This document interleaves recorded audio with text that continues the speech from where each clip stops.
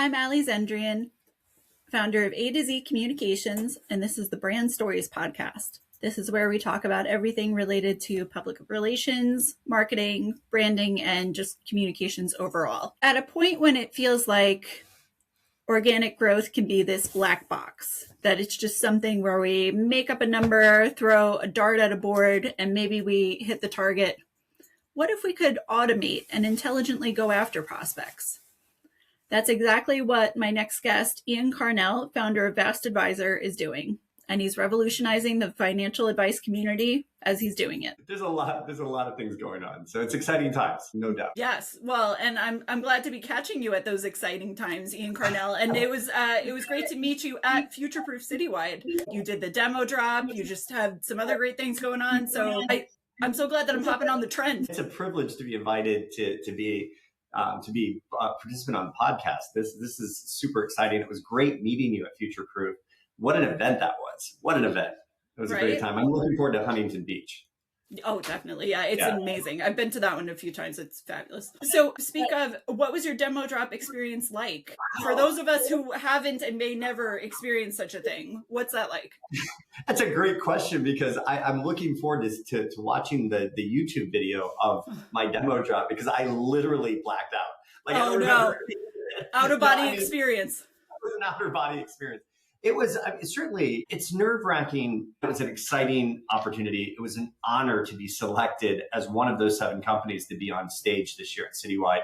A huge honor. I mean, with all of the other company applications, the firm applications that went in, and to be selected as one of 7, that was truly exciting. But as a startup entrepreneur, it's always nerve-wracking to present your baby to the world, right? And it doesn't matter how much love and care and nurturing you put into it. Obviously, the true test of product market fit and timing and all of the other variables that go into a successful startup get exposed once you go public, once you begin to present your vision to the world, and you kind of hold your breath and hope and pray that the timing's right, that the solution's right, that the product market fit is there. And fortunately, I think for us, we got nothing but extraordinary feedback after the demo drop and just demand.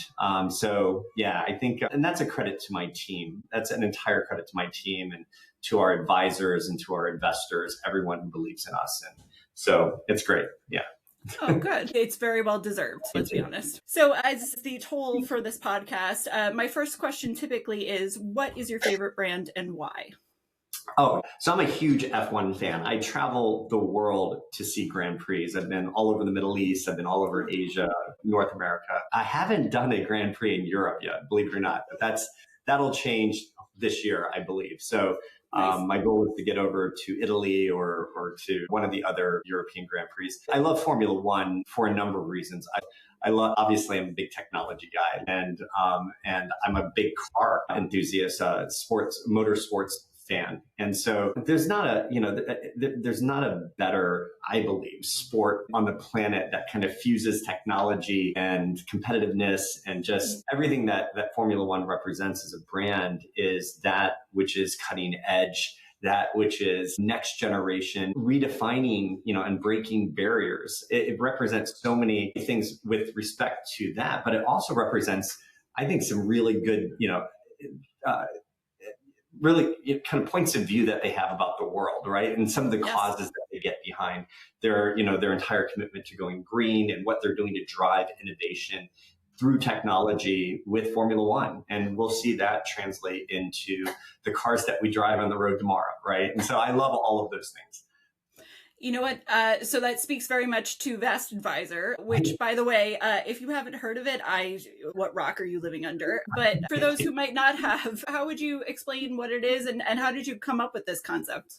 I think the handshake pitch would be, we are your Tesla autopilot for organic growth. In one sentence, that would be the best way for me to describe VastAdvisor.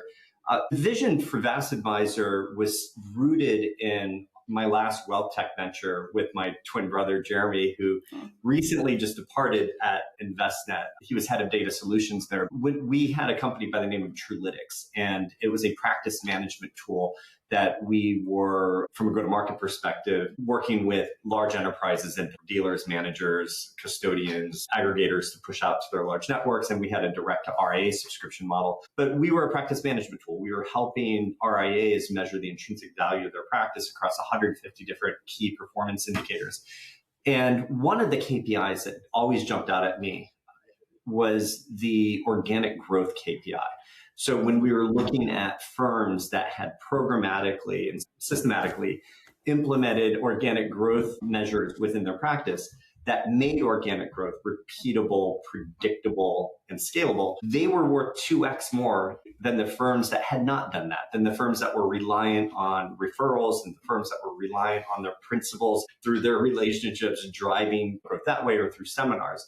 And really, for me, that was a wake-up call that there was an opportunity in the market that was being ignored. And I think we understand the reasons why. I mean, this is a market sector that was created by baby boomers that didn't have the benefit of digital distribution when this industry was created. And I think now we're at this really interesting inflection point where $8+ trillion is moving to digital first generations. And these generations don't hire advisors like their parents or grandparents did. I think referrals will always play an important role in every market sector just because of the credibility that comes along with it. But we know through research that referrals play less of a role with these digital first generations. And so I think as this next generation of RIA leadership takes the reins, first and foremost, it's exciting to see that happen because they're digitally savvy. They think differently about their practice. They don't think of it as like a lifestyle business. They are looking at what tools can they leverage, what data can they leverage to help drive growth rate within their firm. And with over 80 trillion up for grabs going to digital first generations, I think that there's an opportunity for the entire industry to think differently about how do they go to market and attract this next generation of investor. And so it's a market that it's spent decades systematizing asset management, and it's never spent that time systematizing client acquisition. So it's hyper fragmented. That was the huge opportunity that we went to go solve for. Because you're right. The growth that many advisors have been experiencing has been anemic, if not there at all. So is it just that there weren't systems like yours around? Was it that people didn't understand you actually could generate organic growth and it wasn't this thing that just magically happened? Well, I think one, we have to look at kind of what has driven organic growth historically. And we've talked about some of these already. We've talked about, referrals being a primary source. We've talked about seminars. They played an important role. But, and there have been tools, but they've been hyper fragmented.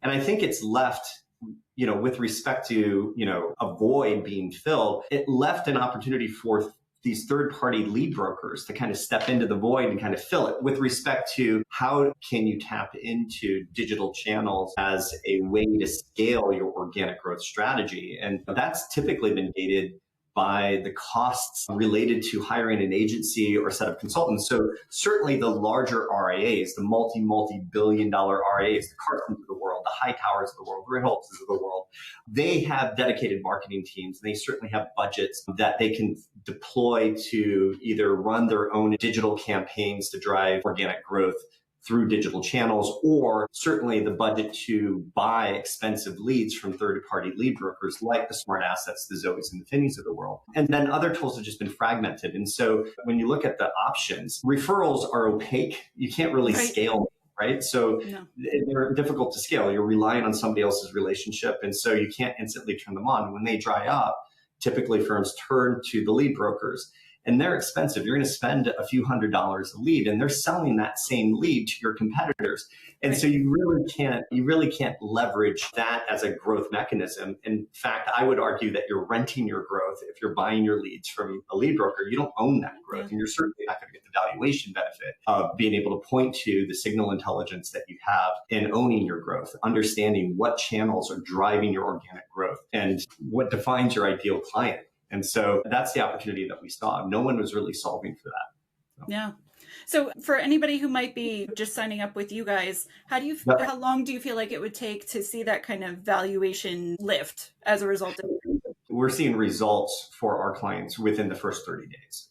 So we're immediate. So results happen on a number of different levels. So first and foremost, when you look at traditionally, how long has it taken to get the foundational research underway to understand who your target audience should be, what's your ideal client profile, the foundational research to understand their values and motivators, their key pain points, and then how does that translate into copy and campaign assets, channel mix and messaging strategy.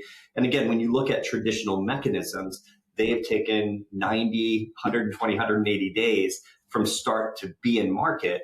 Our platform can reduce that time and expense to 30 minutes. Believe it or not, it can take a 3 to 4 month process through AI and through data and reduce that to 30 minutes. And so your time to market delta collapses. It's amazing. And then as a result, with the ability to deploy compliant assets out to the market, we're seeing qualified leads at a pretty incredible volume. I don't think there's a demand issue in the market. Frankly, I don't. I think there's plenty of demand. I think there's a supply constraint. There are constraints with respect to advisors that are still coupled to human capacity as a mechanism, as a lever, I should say, for growth. And so I think we'll see that change. I think we'll see AI start to impact the mid and back office as well as the front office, like what our tool does, and allow advisors to scale a little bit more aggressively without being constrained through human capacity constraints. And so, yeah, we're seeing tremendous results in our ability to deliver qualified leads to our advisors at 90% less the cost of buying the lead from a lead broker. That's amazing. So I'm trying to envision now, how a tool like yours impacts the market, because when you think of, we've got the mega aggregators, we've got the little RAs, we've got everybody in between, and it sounds like they could all really use you, but then I guess who levers up higher and lower? And I'm curious to see how it's all going to play itself out. I think enterprises disproportionately benefit. I think first and foremost, they've not had optics into network-wide growth KPIs to any great degree. They do have optics into costs. And through the heads of practice management with some of the largest asset managers that I've spoken with, independent broker dealers, we know that some of their primary costs are in the expense related to third-party lead brokers, in the expense related to agencies and consultants that have been retained to stand up organic growth campaigns out through digital channels. And so having the ability to deploy a tool like ours network-wide and radically begin to reduce those costs for the firms in their network is an immediate benefit. It's a huge differentiator.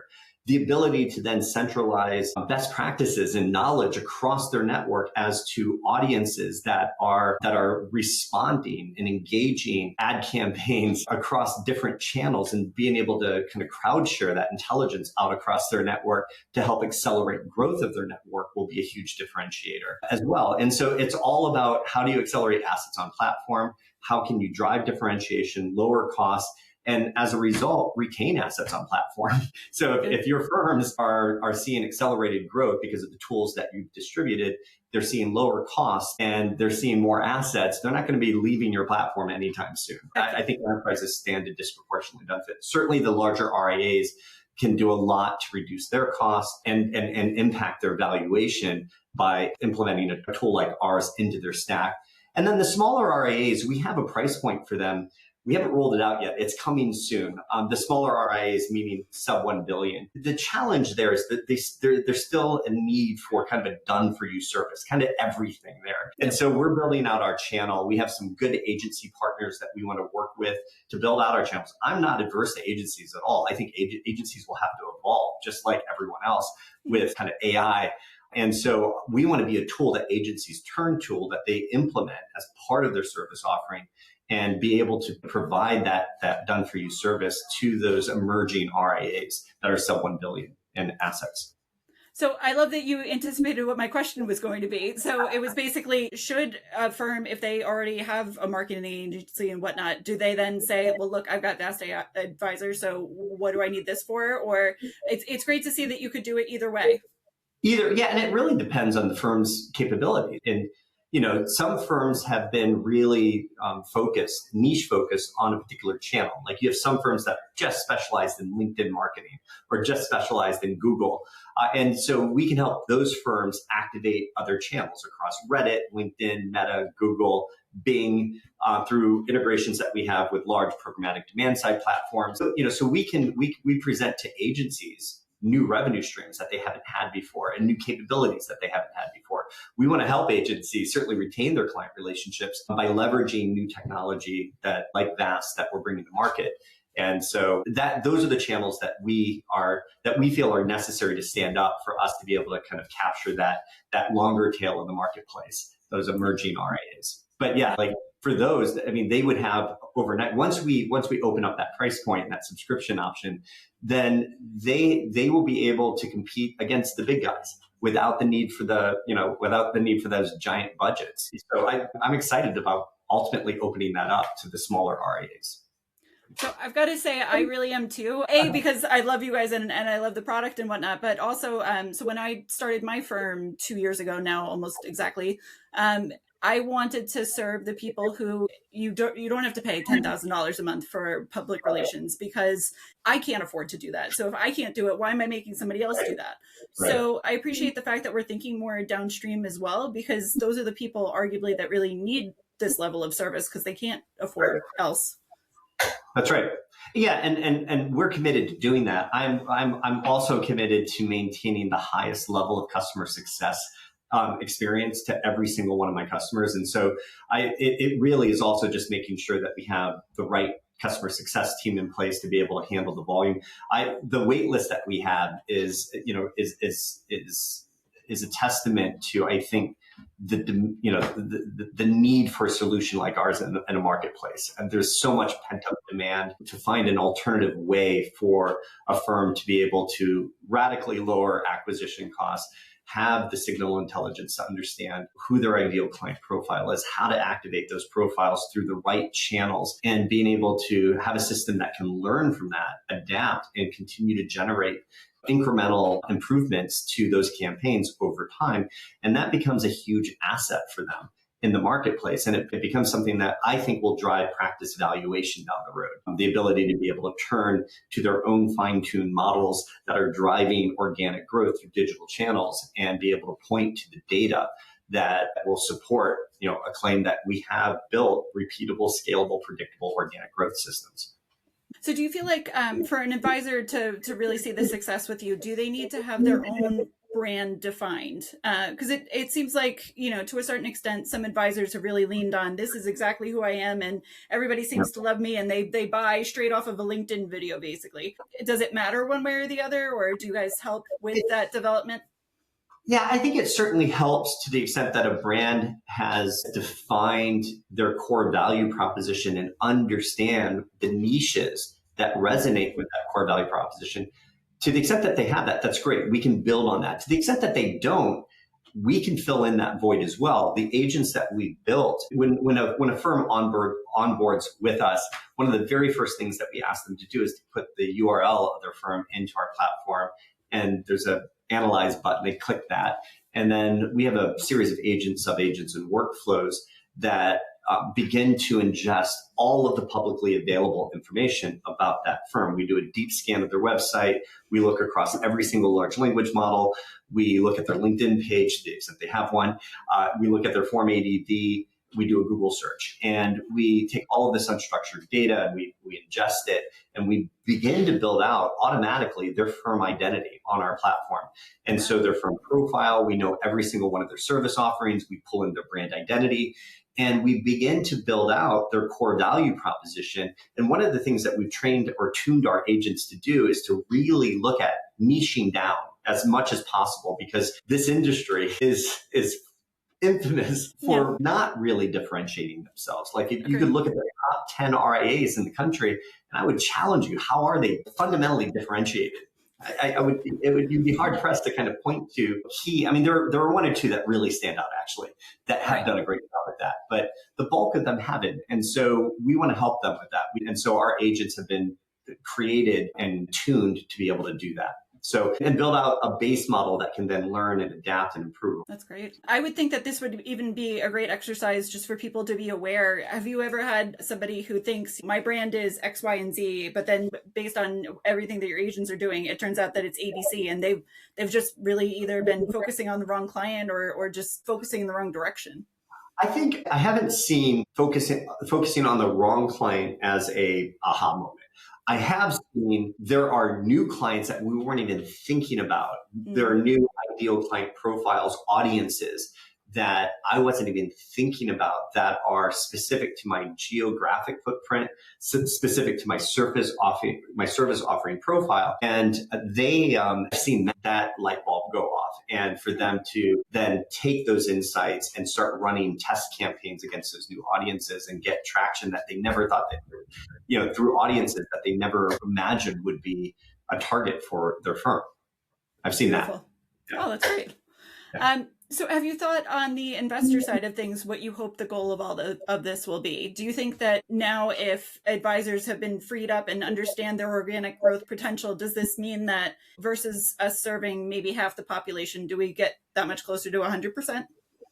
Well, good question. I think that it has implications across the board. I think that this will help with respect to a firm's, through our tooling, helping a firm better articulate their value proposition specific to niche audiences and making conversations more relevant to audiences that they want to grow or drive their organic growth strategy. I think there's a mutuality of benefit there, right? Certainly the firm is going to drive better engagement because our tool will help to align their narrative better with the intent of the audience. I think from an investor's perspective, that's critically important. I think, when we think about resonance is about alignment. They will engage when they believe that a firm understands what are their core values and motivators, what are their key pain points, and what's keeping them up at night. And for a firm to be able to address that, not just kind of broadly market their capabilities from a service point of view, but really understand the nuances of an investor that they want to grow with, then that's, the investor is going to, the investor is going to have trust, or at least the beginning of trust out of the gates. And that will lead to better nurturing results down funnel. And so I think there's a huge mutuality of benefit. So on that front, I think with respect to AI and AI's ability to unlock capacity beyond human capacity through intelligent automations, I think it will provide firms the ability to go after potentially a wider audience than everyone competing for the ultra high net worth and the mass affluent. I think there's an entire there's large audiences of dentists and doctors just launching their practices for the first time, and the ability for those firms to start driving engagement with those individuals as they begin to build their wealth earlier on, I think is a huge benefit to investors that have been otherwise ignored in the marketplace. So I think that's, I think there are trillions of dollars that sit in that market in aggregate that haven't really been tapped into programmatically. And I think AI tools like ours and others will enable firms to begin to go after those assets. Yeah. So where you're sitting right now, where I can't believe we're at the end of the first quarter of 2026. I know. How do you feel like, the rest of 2026 is going to look like? If you guys are, up and in the market now, what does the rest of the marketplace look like through the rest of the year? From what perspective? From a competitive perspective, from a growth perspective? Just even impact on the industry, that if now everybody's able to focus on their own organic growth and start to achieve those kind of metrics, like we could go gangbusters. If we had a banner M&A year last year, it sounds like to me, blow the doors off. Let's do it again. Yeah, I think that having banner strategic growth results last year are leading to more and more questions around, okay, great. We've been able to aggregate X percent of the marketplace or X number of firms. I think that's beginning to drive more and more questions with aggregators as to, okay, now how do we programmatically begin to see consistent organic growth rates, and what tools can we begin to leverage now that we have all of these assets to begin to drive market penetration, right, and start to capture as much of that 80 plus trillion that's moving to digital first generation. So we're seeing that more and more. So certainly aggregators are asking those questions. I think with respect to kind of what AI is doing in the marketplace, we're seeing just massive evolutions. Every 6 months, we're seeing, what we may have tested and tried 6 months ago that we didn't, see great results in, we're seeing great results today. Yeah. And so, 6 months from now, it's really, we're looking at the potential of super intelligence coming on the scene by the end of this year, early next year, that could have radical impacts to, tooling, to the tech stack, to the job market, to everything. And so it's hard to predict. I think that firms are going to certainly begin to test much more aggressively digital channels as a viable way to drive organic growth beyond buying leads from lead brokers, beyond just relying on referrals or seminars. I think we'll start to see certainly more adoption of that. I mean, there are a large number of self-directed high net worth investors in Reddit and Fortran channels. And Reddit just released recently, not too long ago, their media targeting capabilities. And that's an important integration for us. And so I think these digital channels are going to play an increasingly important role in the organic growth of firms, both RIAs and wealth enterprises in our space. So we'll see much greater adoption by the end of the year. We're just getting started. Yeah. Well, it seems like for you guys, you're just getting started, and I'm already blown away by that. So I can't even imagine where we're going. But I also want to give you kudos for the Reddit audience, because I feel like that between PR and marketing, we're looking at it and we're trying to figure it out. The fact that you guys have got that, power to you. Yeah. I think it's just such an exciting time. And I think there are going to be new channels that we're not even thinking about today that will become available and will play an important role in driving growth in this market. It's anytime you see a market sector that is going through massive transition. When you think of ours, when you think of wealth, you can think of like all of the baby boomers are beginning to focus on succession, and we're transitioning to this new generation of leadership that's super exciting and have a completely different point of view in this market. Obviously, aggregators are playing a big role there, but the channels for growth are radically changing. And so it's an exciting time to be at the middle of all of that and to play a role in some of that transformation. Yeah. Well, congratulations to you guys. The sky is the limit. So I am excited to hear about everything that you guys accomplish. Thank you so much for having me on. This is great. I really enjoyed the conversation. Oh, good. I'm glad. Thank you.